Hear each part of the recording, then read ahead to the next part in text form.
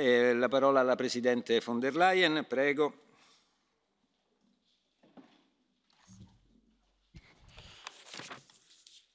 Thank you, Mr. President. Honourable members, it's just 2 weeks ago that we bid farewell to our British friends by singing Auld Lang Syne. And I think it was a most emotional, a very powerful moment in this Parliament, a moment to celebrate kind of the good old times. And I thank you very much for the grace and the kindness of this gesture. This was extraordinary.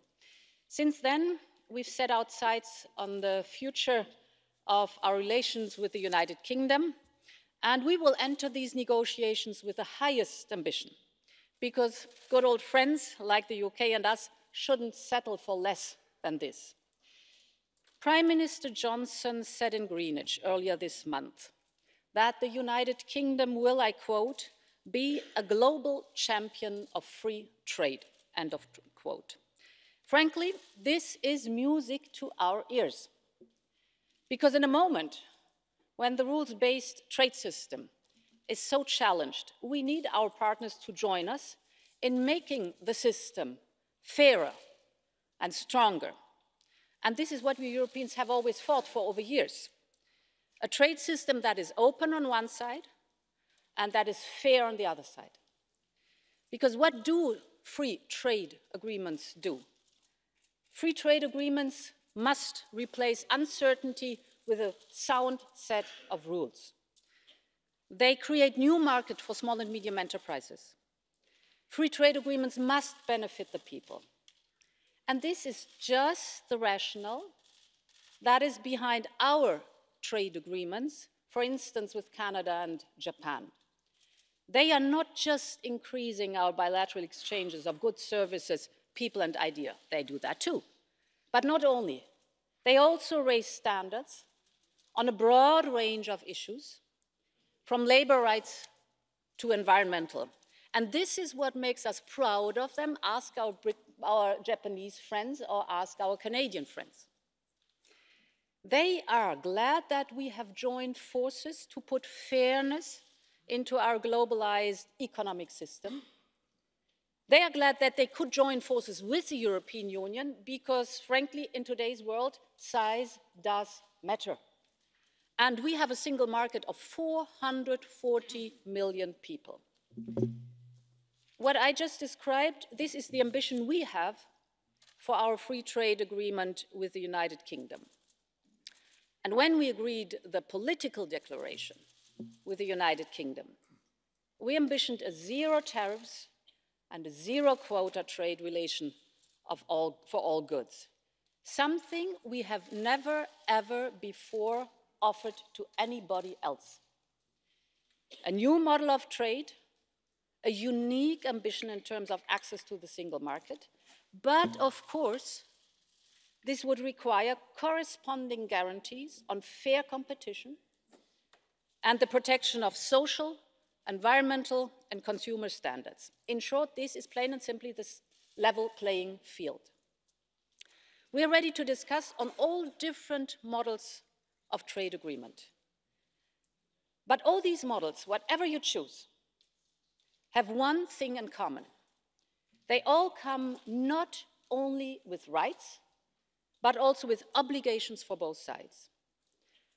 For example, if we take the Canada model, and this is a model the Prime Minister Johnson referred to, of course our deal with Canada eliminates tariffs on a wide set of goods, but not on all. And of course our deal with Canada eliminates most quotas, but certainly not all. For instance, there are still quotas on beef and sweet corn. And of course, we still have our standards that have to be respected. And honestly, I was a little bit surprised to hear the Prime Minister of the United Kingdom speak about the Australian model. Australia, without any doubt, is a strong and a like-minded partner. But the European Union does not have a trade agreement with Australia. We are currently trading on WTO terms. And if this is the British choice, well, we are fine with that, without any question. But in fact, we just are in the moment where we're agreeing with Australia that we must end this situation and we work on a trade deal with them. Of course, the UK can decide to settle for less, but I personally believe that we should be way more ambitious. And the Prime Minister's speech in Greenwich is an encouraging starting point. He recalled everything the United Kingdom has achieved in terms of social protection, climate action, competition rules, and I commend the United Kingdom for all of that. Indeed, it is not the time to lower social protection or to be lukewarm on climate action.